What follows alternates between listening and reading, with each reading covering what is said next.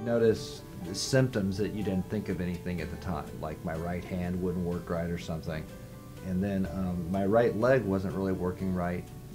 And I was out moving something and I fell backwards and broke my left ankle. And I asked the doctor, you know, what's going to happen. He said, well, you'll be on crutches for, you know, a couple months. And I said, I can't really use crutches because my right leg doesn't really work. And he said, well, why is that? I said, I don't know. So he said, well, let's get that checked out. One day I woke up and I had tingling, and in my right side I couldn't really move. I couldn't even dress myself.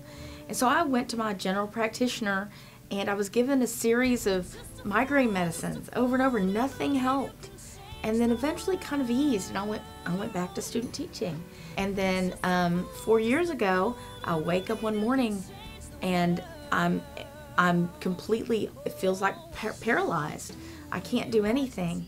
I'd been on a trip and my leg felt like it was numb and tingly, and not a big deal because we'd been on a trip and I just thought I'd been sitting too long. That tingly didn't go away for about 6 or 8 weeks. So we thought we probably ought to get it checked. One day she said, you know how my leg's been kind of numb lately? And I said, yes, I remember that. And she said, well, I went to the doctor and I have MS. And I was very quiet because at that point I was training for a marathon, and I was thinking, oh, I'm here training for a marathon with these 2 kids in a running stroller, and my buddy next door who loves playing basketball with her kids, loves playing tennis, is just one of the most wonderful, caring, kind, giving people I'd ever met. Her life was uncertain from that point. People ask me sometimes, what's the worst part? And I don't even think it's being in the wheelchair and stuff necessarily. You get a lot of fatigue with MS. You get tired really easy, and it's hard with 2 little boys, you know, to keep up with them and stuff. I hate that I can't plan spontaneously to be with my friends and family. It feels isolating, and I think that's probably the worst part for me. You work through it, you find ways to do things, but I mean, it affects, you know, everything from raising your kids to cooking dinner to just doing anything.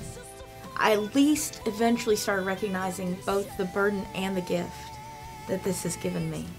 And I have gifts.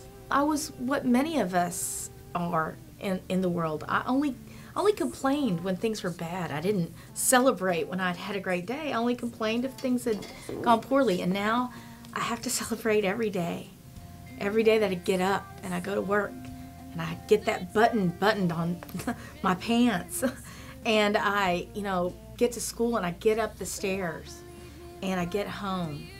And so I do have to celebrate at some point every day how great the day is, which I never recognized before, and I wish I had. We've really grown, not just in our fundraising, not just in our team size, but in our enthusiasm, our dedication, and our understanding of what we're riding for. And that is to end multiple sclerosis and the effects that it has on everyone's lives. And we are making a difference. She was in her mid-20s, probably about your age, maybe a little younger. She lost all the feeling on one side of her face. And we thought it was because she'd been to the dentist and the dentist cut a nerve or something like that. All the years later, when she actually got diagnosed, the doctor told us that they probably knew then that she had MS in her early 20s. And he said that, you know, up to this point, we don't tell people when they have the disease. And the reason we hadn't told people was because it just messes with their heads. Why mess with their lives? There's nothing we can do about the disease. And he said, but now we've got this new medication that's coming out, and there's a chance that we can actually do something. We went back, 10 years later for MRIs, and they said that her spine and brain hadn't deteriorated. She didn't have new lesions, so it actually bought her all kinds of time. You know, she should be a lot worse off now than she is. The National MS Society does a lot with working with people who have MS, conveying information about MS, working with doctors and facilities as far as research, and you know, at the end of the day, from 2000 when he was diagnosed until today, there's already at least, you know, 3 other disease-modifying drugs that have been released. My neurologist told me about Tysabri, which is a once-a-month infusion. I get that 1 needle in there, and 2.5, 3 hours later, I go home. I don't feel well that day.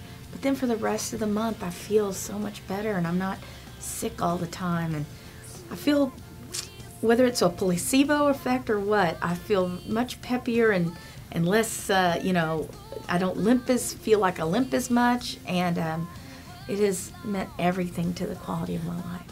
For 150 years before Michelle got MS, people had this horrible, horrible life diagnosed with the disease. She hasn't progressed nearly the way she should have. And it's things like the MS 150 that raise the money that makes it happen. The MS Society does everything that they can to eventually end this disease. The MS Society provides dollars for research and development. They also provide many dollars for education, programs, services to people and families that have MS. They need our help greatly, and that's why we ride. I got hooked from the first beating, and I'm never going to stop. And I think my hope is that one day we won't ride to find a cure, but then we'll have the final ride to celebrate the cure.